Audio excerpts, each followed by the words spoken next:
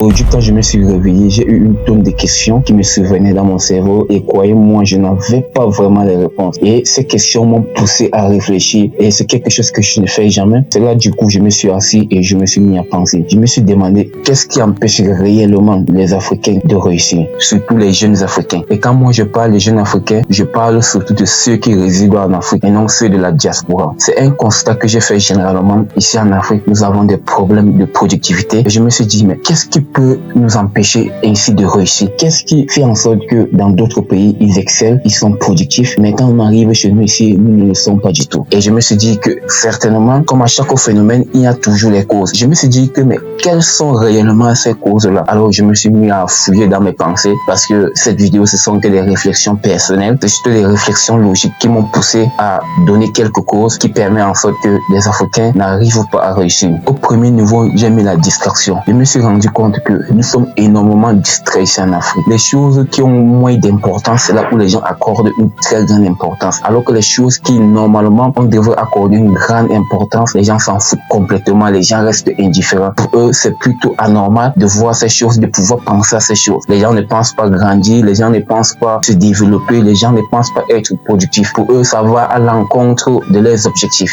Ils aiment ce qui vont les faire rire à tout moment, ce qu'ils vont se lâcher, ils vont passer le temps à ne rien faire, ce qui va permettre en sorte que les cerveaux restent inactifs toute la journée. C'est ça qu'ils aiment. S'il y a quelque chose qui nécessite ne serait-ce qu'un petit effort, ces personnes ne bougeront même pas le petit doigt. Elles aiment être distraites. Quand il y a quelque chose qui nécessite la réflexion, nous ici les jeunes Africains, nous ne bougeons même pas le doigt. Pour nous, c'est assez difficile et nous trouvons que nous ne pouvons pas y arriver. Nous trouvons que nous ne pouvons pas faire une chose vraiment grandiose chez nous. Quand je parle de distraction, c'est tous ces petits éléments que nous passons le temps sans se rendre compte. Nous buvons énormément, nous passons le temps dans des boîtes de nuit, nous temps dans des bars, juste parce que nous voulons pas être stressés de la vie, nous voulons pas réfléchir. C'est comme ça que nous passons le temps à ne rien faire et puis les années passent et à un moment on se rend compte que là on a atteint un certain âge, qu'on ne peut plus faire des efforts énormes et on dit que la vie était dure, je me suis battu. Tu t'es battu comment? Comment peux-tu dire que tu t'es battu alors que tu as passé toute ta vie à ne plus boire, tu as passé toute ta vie à ne plus faire des futilités et tu dis que tu t'es battu comment? Nous voulons un Afrique meilleur, nous voulons prospérer